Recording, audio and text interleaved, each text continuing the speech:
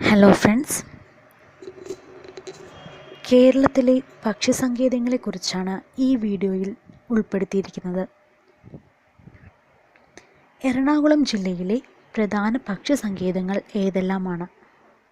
തട്ടേക്കാട് പക്ഷിസങ്കേതം, മംഗളവനം പക്ഷിസങ്കേതം. തട്ടേക്കാട് പക്ഷിസങ്കേതം എവിടെ സ്ഥിതി ചെയ്യുന്നു?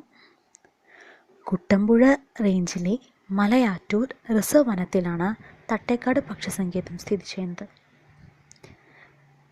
തട്ടേക്കാട് ബേർഡ് സാങ്ച്വറി നിലവിൽ വന്നത് എന്നാണ്?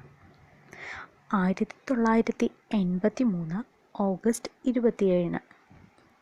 1983 ഓഗസ്റ്റ് 27 തട്ടേക്കാട് ബേർഡ് സാങ്ച്വറി നിലവിൽ വന്നത്.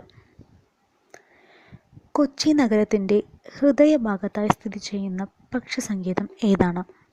മംഗളവനം. സംസ്ഥാനത്തെ ആദ്യത്തെ മയിൽ സങ്കേതം ഏത്? ചൂലന്നൂർ. ചൂലന്നൂർ മയിൽ സങ്കേതം ഏതു ജില്ലയിലാണ്? പാലക്കാട് ജില്ലയിൽ. ചൂലന്നൂർ മയിൽ സങ്കേതം നിലവിൽ വന്ന വർഷം എന്നാണ്? 2007. ഡോക്ടർ സലീം അലി പക്ഷിസങ്കേതം എന്നറിയപ്പെടുന്ന കേരളത്തിലെ പക്ഷിസങ്കേതം ഏതാണ്?